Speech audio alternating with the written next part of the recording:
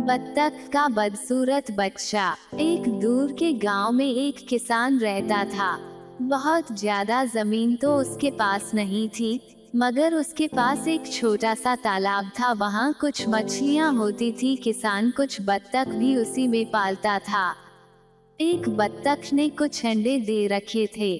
रोज वो अंडों को सेती। इनमें 6 अंडे तो ठीक थे, मगर 7वां अंडा थोड़ा बड़ा था। माँ बत्तख को याद भी नहीं आता था कि ये 7वां अंडा उसने दिया कब था। शायद मुझसे ही अंडे गिनने में गलती हुई होगी, माँ बत्तख सोचा करती। थोड़े दिन में 6 अंडों से टक टक की आवाज आने लगी। अंडों के फूटने का समय हो चला था, मगर 7वें अंडे में कोई हलचल नहीं हुई। माँ बत्तख परेशान हुई और उस आखिरी अंडे को सेती रही। थोड़ी ही देर में बाकी के 6 अंडे फूटे और उसमें से पीले पीले बत्तख के चूजे निकल आए। बत्तख के बच्चों ने अंडे से निकलते ही शोर मचाना शुरू किया, क्वैक क्वैक, और खाना ढूंढने में जुट गए। लेकिन 7वां अंडा अभी तक नहीं फूटा था। आखिर अगली शाम होते होते आखिरी अंडे में भी हलचल हुई। टक टक की आवाज आई और थोड़ी ही देर में आखिरी चूजा भी अंडे से बाहर आ गया। लेकिन ये क्या, बाकी प्यारे प्यारे पीले चूजों जैसा तो ये बिल्कुल नहीं था। ये तो भूरा सा, कुछ ज्यादा ही बड़ा और बेडौल सा था।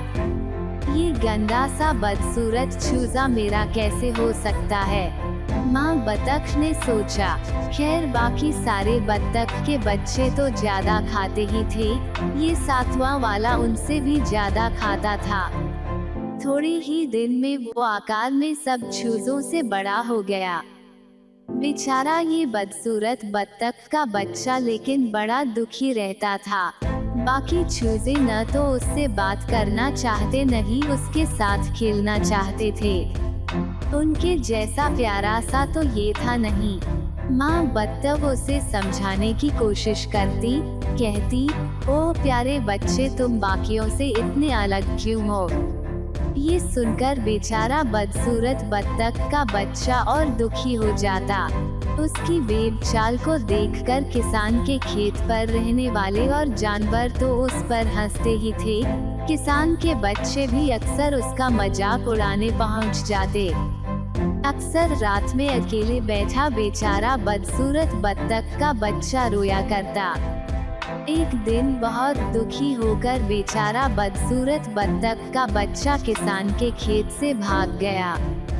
पास में ही जंगल शुरू होता था। वहाँ से हर सुबह कई चिड़ियों की आवाज आती थी। बेचारा बदसूरत बत्तख का बच्चा सोचता था कि वहाँ जरूर मेरे जैसे भूरे पंखों वाला कोई न कोई रहता होगा। वो पक्का मेरा मजाक नहीं उड़ाएंगे। यही सोचता बेचारा बदसूरत बत्तख का बच्चा जंगल में जा घुसा। वहाँ सच में कई पक्षी थे, रंग बिरंगे, कुछ झाड़ियों में, कुछ पेड़ों पर बैठे। बेचारा बदसूरत बत्तख का बच्चा दौड़कर उनके पास जा पहुंचा। उसने सर उठाकर पुकारा, सुनिए, क्या आप लोगों ने मेरे जैसा भूरे पंखों वाला कोई बत्तख देखा है। चिड़िया ने उसे हिकारत की नजर से देखा। कुछ हंस भी पड़े, सबने ना कह दिया। एक बूढ़े बगुले ने उससे आगे जाने का इशारा कर दिया। बेचारा बदसूरत बत्तख का बच्चा समझा कि शायद आगे कहीं मेरे जैसे बत्तख के बच्चे रहते होंगे और बूढ़ा बगुला वहीं जाने कह रहा है। वैसे भी बूढ़े ज्यादा बोलते नहीं, इसलिए इशारा किया होगा। यही सोचता हुआ बेचारा बदसूरत बत्तख का बच्चा आगे चल पड़ा और घने जंगल के अंदर। वहाँ पेड़ ज्यादा घने थे और सूरज की रोशनी मुश्किल से ही जमीन तक आती थी। चलते चलते दोपहर हुई, फिर शाम ही होने लगी। इसी तरह चलते चलते जब कुछ दिन बीत गए तो कहीं मैं घने जंगल में रास्ता तो नहीं भूल गया। बेचारा बदसूरत बत्तख का बच्चा सोचने लगा। तभी आगे एक बड़ा सा तालाब नजर आने लगा। बेचारे बदसूरत बत्तख के बच्चे ने सोचा रात रुक जाने के लिए यही जगह ठीक रहेगी। जैसे तैसे उसने रात वही गुजारी। सुबह हुई तो बेचारा बदसूरत बत्तख का बच्चा आगे चलने की सोचने लगा। तभी वहाँ कुछ जंगली बत्तखों का एक झुंड उसे नजर आया। तालाब के दूसरे कोने पर उनके घोंसले थे जो रात में वो देख नहीं पाया था दूसरी बत्तखों को।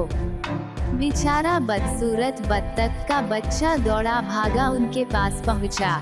एक नए बत्तख को देखकर पहले तो जंगली बत्तखों ने उसे घेर लिया, फिर पीछे से कोई बत्तख का बच्चा चिल्लाया, जरा इसकी वेग चाल तो देखो। फिर जोर का ठहाका लगा। बेचारा बदसूरत बत्तख का बच्चा छिप गया, लेकिन उसने सोचा इनसे पूछकर देखते हैं, शायद इन्हें मेरे जैसी बत्तखों का पता मालूम